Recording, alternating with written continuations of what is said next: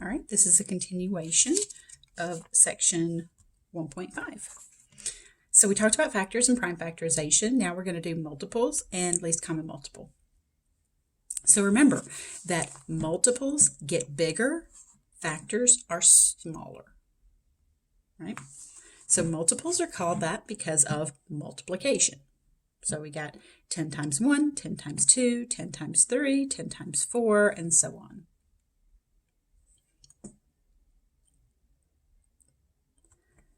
So multiples are that number and bigger, factors are that number and smaller. So now we're going to talk about the least common multiple. We're not going to talk about the greatest common factor until chapter 6. Okay? The least common multiple is exactly what it sounds like. Least, that's the smallest, multiple that two or more numbers share. So look, least, smallest, common, multiple. The smallest multiple that they share. So we can do this by just kind of using some, just a list here. We can just write out the multiples until we get to the first one that's common, right? So let's list out the multiples of 8 and the multiples of 5.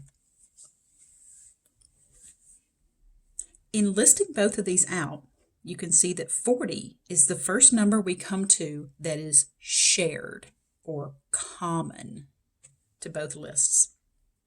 So we say the least common multiple of 8 and 5 is 40. Now here's the thing. I believe that you could have skipped writing these multiples of 5. That in writing the multiples of 8, that you might have recognized the first one that you came to that was also a multiple of 5. Does that make sense? Like, do you recognize that in this list that that's the first one that would also be a multiple of 5? And I say that because, multiples of 5 end in 5 or 0. So that's the first number we have that ends in a 5 or a 0. So if you just wrote out the multiples of one number and you recognize the multiples of the other number, that's okay too. I would just rather show you more work than less. If you can do less work and get to the answer, that's fantastic, okay? But if you need to see all the work, hey, I'm here for you. Okay, so the multiples of 10 and 12. So I took the same approach that I was just talking about. I wrote out the multiples of 12, the messier number. Multiples of 12 are 12 times 1, 12 times 2, 12 times 3, 12 times 4, 12 times 5. Now, I stopped here because I don't even have to write out the multiples of 10. And I bet the same thing with you. I bet you recognize the multiples of 10, right? It's 10, 20, 30, 40, 50. So with that, in this list, that's the first number we come to that we recognize as being a multiple of 10. So the least common multiple of 10 and 12 is 60. So that's how we write the abbreviation for it. The least common multiple of 10 and 12 is 60. So looking at 9 and 12. So I tend to pick the messier number. I don't know if that makes any sense, but for me, the messier number is 12 because I recognize my multiples of 9 easier than my multiples of 12. So multiples of 12. Okay, we had them up here. Now in this list, I'm looking for the first one that is also a multiple of 9. Well, that's not a multiple of 9. That's not a multiple of 9. That one is. So that's the first number we come to that is a multiple of 9. So that's my least common multiple. So I'm doing this without writing out both lists. I'm kind of picking the messier number and listing that one out. All right, 58 and 1. That one sounds like it's going to be messy, right? Because you're like, oh, 58. I don't want to list out the multiples of 58. Well, I'm going to join you on that. I don't either. What are the multiples of 1? Well, 1 times 1, 1 times 2, 1 times 3, 1 times 4, 1 times 5, right? All the way up to 58, 59, The multiples of 58 are itself, 58, and then the next one is, what, 116? Who cares? 58. Turns out the least common multiple of 1 and any other number is that number, because the multiples of 1 are going to be all of those nice little natural numbers. So that least common multiple there is going to be 58. All right, so let's look at 3 numbers for the least common multiple. We want the smallest number that 2, 3, and 10 all divide into.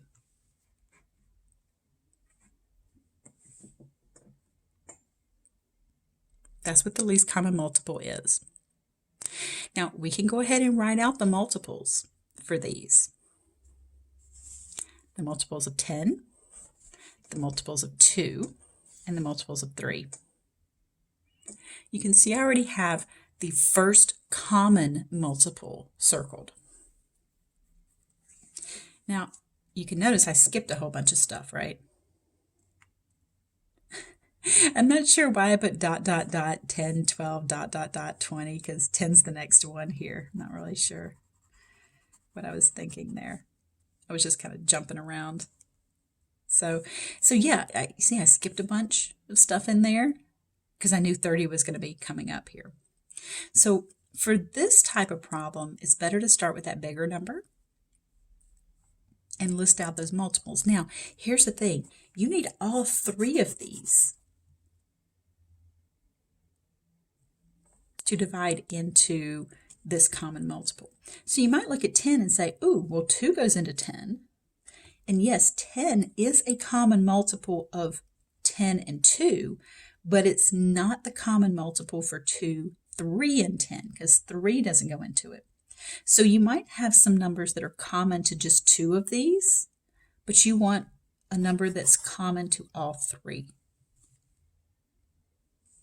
So we say the least common multiple of 2, 3, and 10 is 30. Now, if you can do some of these in your head, if you can just kind of figure out what that common multiple is in your head, that's awesome. Okay? You don't have to show all this work. I would rather just show all this extra work just to kind of help you in case you can't do these in your head. So I realize that people are at different levels, in a class like this. So, okay. Least common multiple. Now, what could possibly be more fun than this? Oh, throwing in some variables, right? It's not as bad as you think it's going to be. We're going to handle this in 2 parts, right? We're going to do the red, which is the numbers. That's what we were doing before with the least common multiples. Then we'll talk about what to do with the variables. So, the red part. We're going to look for the least common multiple of 13 and 5. Now, would you agree that 13 and 5, that the messier number is going to be 13? Right? 5, I feel like you would recognize multiples of 5, right? Because they always end in 0 or 5.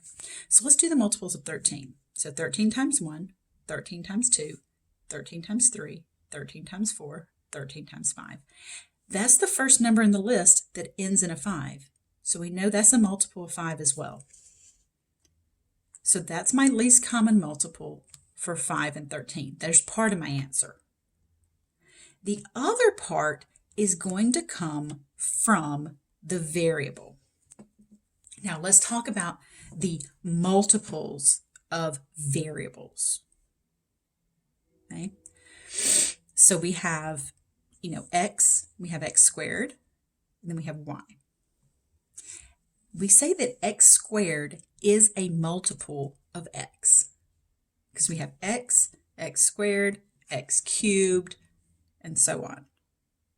And then we have y, y squared, y cubed, so on.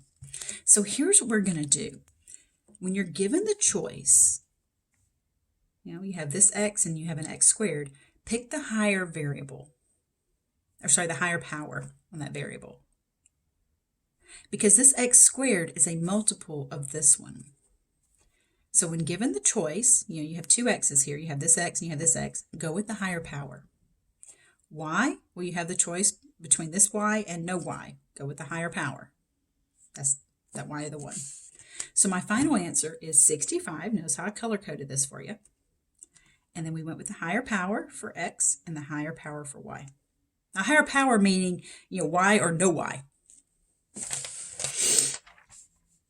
So you're going to use every letter that shows up, and when given the choice, use the higher power. Okay. So let's find the least common multiple of 8 and 4. So I'm going to do these separately again. I'm going to do the coefficients, I'm going to do the numbers, and then I'm going to do the variables separate.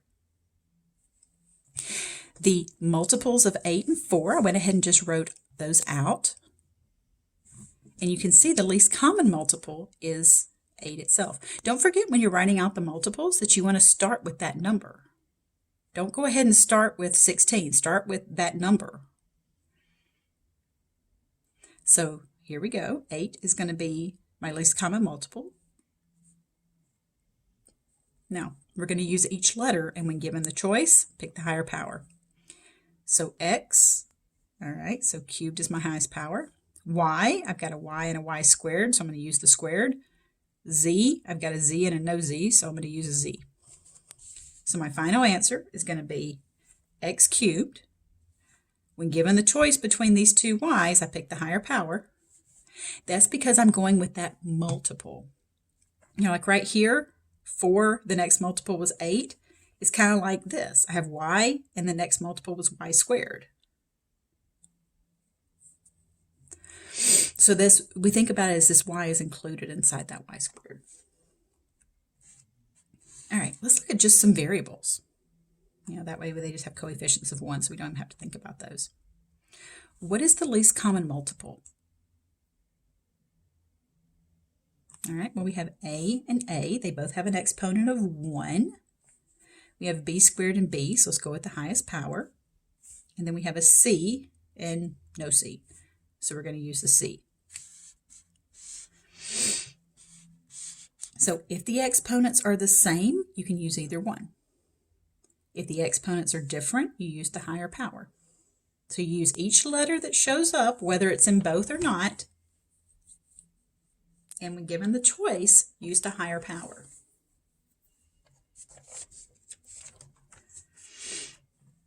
All right, there is another technique to find the least common multiple. If you don't like the whole listing thing, you can use the prime factorization. So let me show you how that works. And some people like this technique a lot. Some are not really a fan.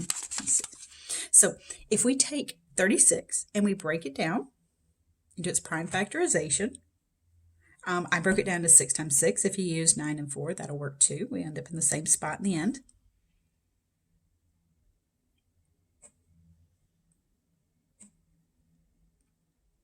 Okay, so I'm just giving you a second to look over this. 6 breaks down into 2 and 3. 168, this was just a little guess and check on the calculator, just to figure out what went into 168. And I found 4 and 42. If you used 2 and 84, that would work as well. 4 breaks down into 2 times 2, 42, 7, and 6. And notice how I always circle the prime numbers. So remember, you can always pause the video. That's the nice thing about this. I know you guys don't have my ugly mug in front of you to explain this and ask me questions and stuff, but at least the perk is that you can always pause it if I start going too fast or if you need to, slow things down or repeat or anything. Now, let me show you on the next page what we're going to do with this. 36 was 2 times 3 times 2 times 3. Now, in exponent form, that's 2 squared times 3 squared, right? 2, 2, 3, 3. 168 was 2, 2, 7, 2, 3. That's 3 2s, a 3, and a 7. Just like we did with the variables, we're going to use these numbers, and when given the choice, use the higher power. So we have a 2. Well, we got a choice. Use the higher power. We have a 3. Given the choice, use the higher power. And then we have a 7. Given the choice, use the higher power. Now, if you multiply that out on the calculator, So let me show you what that would look like. That'd be 2 exponent 3. Scooch this down a little bit. I got kind of a weird glare going on here. Times, now look, if you hit that times up there, do you see how that multiplication is up there in the exponent? You don't want that. So you can hit the delete key. See how that's flashing a little arrow going to the right? That means if you hit this right arrow, it'll jump you down out of the exponent. So we have 2 cubed times 3, and I can use the shortcut key here for the squared, and then times 7. We get 504. So my least common multiple is 504. So this is a technique that is going to always work. It's a little messier, and it's not really, it's not really nice for things like, what's the least common multiple of, say, 8 and 4. You probably don't want to go through all this for that. The smaller numbers, it might just be easier to list them out. But if you have really big honking numbers, 36 and 168, if you start listing those out, and you're going to have to list up to 504, it's going to be a minute before you get to that answer. So with these bigger, kind of nastier numbers, it might be nicer to use the prime factorization, even though it's kind of messy. It might be, less work in the long run. So I'm just going to leave it up to you, and just kind of give you those options as to how you want to do that. So this concludes section 1.5.